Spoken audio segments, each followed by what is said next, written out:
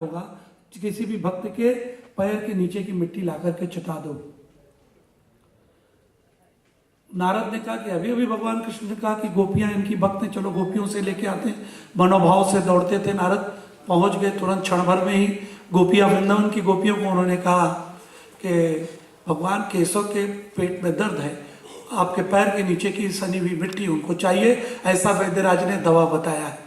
गोपियां खुशी के मारे उछल पड़ी, मिट्टी के ऊपर कूदने लगी और नारद को कहा जितनी मिट्टी लगती है ले जाओ और भगवान कृष्ण को दवा कराओ, उनके पेट का दर्द बंद होना चाहिए। नारद बड़ा आश्चर्य हुआ कि तुमको डर नहीं लगता है गोपियां, ये पैर के तुम्हारे पैर के नीचे की मिट्टी भगवान केशव को आप चटा रही हो, आप रो नर्क में पड़ोगी, आपका कभी आप नर्क से बाहर नहीं निकल पाओगी, आपको डर नहीं लगता है। गोपियों ने बड़ा सुंदर उत्तर दिया, जो आज मंचस्थ कवियों की तरफ से आपके प्रति एक कृतज्ञता का भाव है। उन्होंने कहा कि हम हजारों बार नर्क में जाने को तैयार हैं, लेकिन हमारे पैर के नीचे की मिट्टी से अगर भगवान के कृष्ण के पेट का दर्द बंद हो जाता है तो आप इसको ले जाओ, हम नर्क में रहने के लिए तैयार हैं। कृष्ण भगवान ले गए, मिट्टी तुरंत चटाई गई।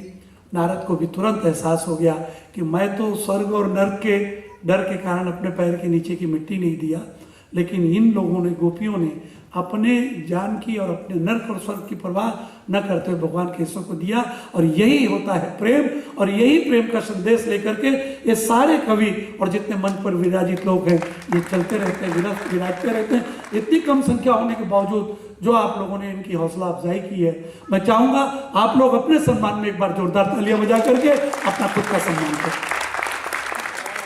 एक छोटी सी गजल आपके बीच में मैं पढ़ रहा हूं।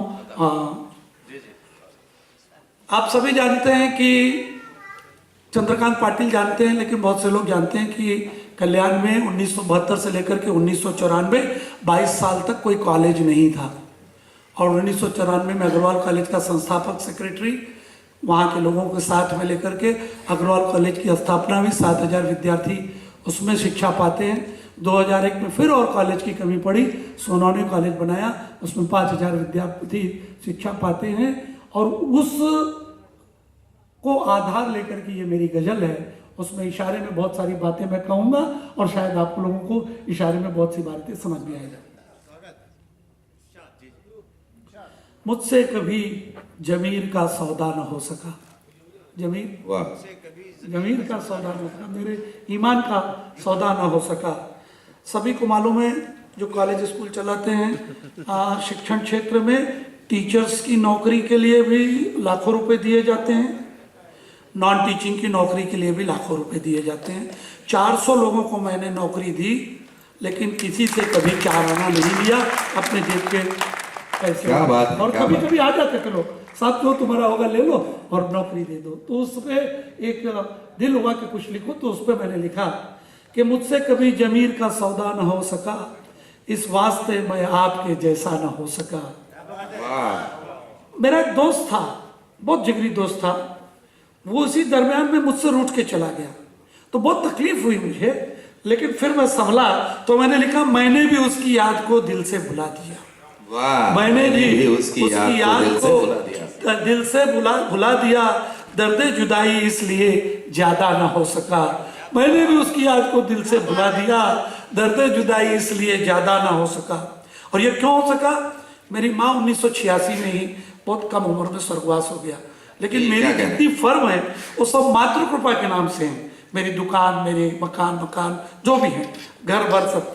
तो ये क्यों नहीं मुझे दर्द जुदाई ज्यादा ना हो सका? तो उसको लिखा कि आशीर्वाद माँ का मेरे साथ साथ है, आशीर्वाद माँ का मेरे साथ साथ है, मैं जिंदगी में इसलिए तन्हा ना हो सका।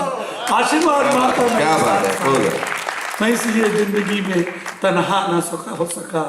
अब लोगों की जो फितरत देखता हूँ कि बस्ती जलाया जिसने उजालों के वास्ते, राजनीति में लोग देखते हैं कि क्या लोग जाति धर्म भाषा संप्रदाय के नाम पे क्या क्या करते हैं और बस्तियां जला देते हैं। बस्ती जलाया जिसने उजालों के वास्ते, फिर भी उसके घर में उजाला ना हो सका, फिर भी उसके घर में उजाला ना हो सका। नाजुक जरूर मेरे कातिल का हाथ था, नाजुक जरूर मेरे कातिल का हाथ था, उसने दिया जो जख्म इसलिए गहरा न हो सका। उसने दिया जो जख्म वो गहरा न हो सका। वो जो मेरे दोस्त मुझे छोड़ के चले गए थे, उन्होंने मुझे जख्म तो दिए थे, लेकिन नाजुक जरूर मेरे कातिल का हाथ था। उसने दिया जो जख्म वो गहरा ना हो सका। धोखे दिए मुझको लोगों ने इस कदर। ये हर आदमी की सच्चाई है। आप सभी के दिल की बात अगर होगी तो मैं चाहूंगा जोरदार तालियों से आप इसको नवाजेंगे कि धोखे दिए मुझको लोगों ने इस कदर, गैरों पे क्या अपनों पे भरोसा ना हो सका। क्या बात है साहब, क्या बात है। धोखे दिए लोगों ने इस कदर, गैरों पे क्या, बहुत बहुत शुक्रिया, गैरों पे क्या अपनों पे भरोसा ना हो सका। जिसके लिए था हमने सब कुछ लुटा दिया, जिसके लिए था हमने सब कुछ लुटा दिया। उसकी जुबां पे प्यार का, उसकी जुबां से प्यार का चर्चा न हो सका। जिसके लिए था हमने सब कुछ लुटा दिया, उसकी जुबां से प्यार का चर्चा न हो सका। मक्ते का शेर है और यहीं पे अपनी बात विराम लूंगा कि दुश्मन की बात क्या, विजय अपने थे खात में। दुश्मन की बात क्या, विजय अपने थे खात में। लेकिन किसी से बाल भी बाका न हो सका। क्या बात है, क्या बात। बाल भी बाका न हो सका। ये सब आपके प्यार और आपके मोहब्बत का असर है। फिर से जिसके लिए दुश्मन की बात क्या, विजय अपने थे खात में। दुश्मन थी की बात क्या, विजय अपने थे खात में। लेकिन किसी से बाल भी बाका न हो सका। मुझसे कभी जमीर का सौदा न हो सका। इस वास्ते मैं आपके जैसा न हो सका। बहुत बहुत शुक्रिया, बहुत बहुत मेहरबानी। या ठिकाणी लोकगीत गायिका सिंधुताई जिंगूबाई बोलके आपल्याला सगळ्यांना जे पसायदांमध्ये अपेक्षित आहे, जे माऊलींनी गुरुदक्षिणामध्ये लोक मागून घेतलं सगळ्यांच्यासाठी, आणि गीतेमध्ये पण कृष्णाला अर्जुनाने विचारलं. अर्जुन म्हणाला आम्ही जी प्रार्थना अरदास विनंती करतो आहोत देवा, तुमच्यापर्यंत पोहोचली असे आम्हाला त्याचा थर्मामीटर काय, कशावरून मला कळणार का आमची प्रार्थना तुमच्यापर्यंत पोहोचत आहे. कृष्णाने त्याचं एक सुंदर उत्तर दिलं होतं. समोसत्रच मित्रेच तथा मानापमान्यो शीतोष्ण सुख दुःखेसु समसंग विवर्जित तुल्य निंदा स्तुतिर्मौनी संतुष्टो येन केनचित अनिकेत श्रीमती भक्तिमान पे प्रिय नर. अर्जुना, शत्रूमध्ये मित्रांमध्ये समान भाव, सुख दुःखमध्ये समान भाव.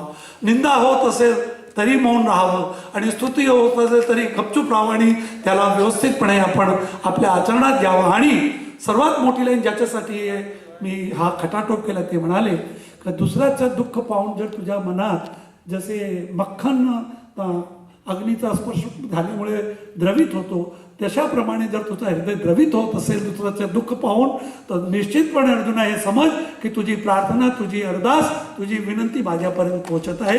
हा त्यांनी धर्माने आपल्याला सांगितलं. आणि माऊलींना पण जे अपेक्षित होता प्रसायदान म्हणे होता विश्वात्मके देवेने वाग्यज्ञ तोषावे तो सोनिवत दावे प्रसादाने.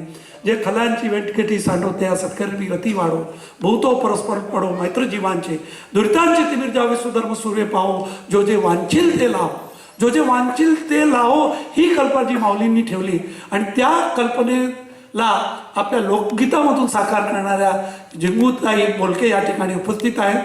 त्या भ्रूण हत्यावर ज्यानं एक सुंदर अशी त्यांची रचना आहे.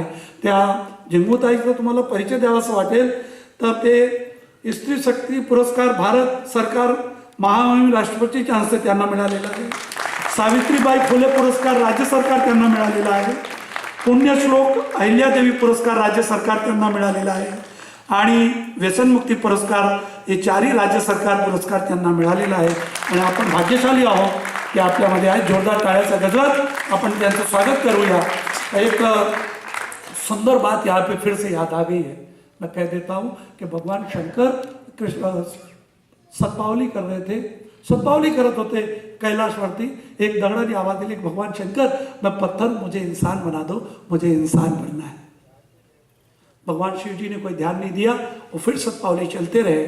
फिर से दोबारा पत्थर ने, भगवान शंकर आप तो भोले भंडारी हो, आप मुझे इंसान बना दो.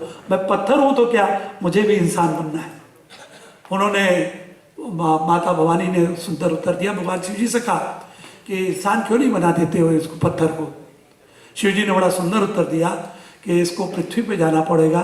पृथ्वी में 7 खंड में एशिया खंड एक खंड है, वहाँ पर भारत देश है, और भारत देश में महाराष्ट्र प्रदेश है, और महाराष्ट्र प्रदेश में कल्याण डोंबिवली महानगरी पालिका क्षेत्र के अंतर्गत महाराष्ट्र अखिल भारतीय मराठी साहित्य महामंडल का 90वां अखिल भारतीय साहित्य सम्मेलन चल रहा है। उस जगह पे इसको जाना पड़ेगा। और है भवानी, मैं जानता हूँ कि वहाँ कई पत्थरों को इंसान बना गया है, उस जगह पे उनको जाना पड़ेगा। और ऐसे मंच पर आज आपल्या 100 हिंदू जिंगूबाई होलके यांना जोरदार टाळ्याचा गजरात आपण आवाहन करूया आणि त्यांना विनंती करूया, त्यांची भ्रूण हत्येवरची रचना त्यांनी आपल्याला इथे त्यांनी प्रस्तुत करावी।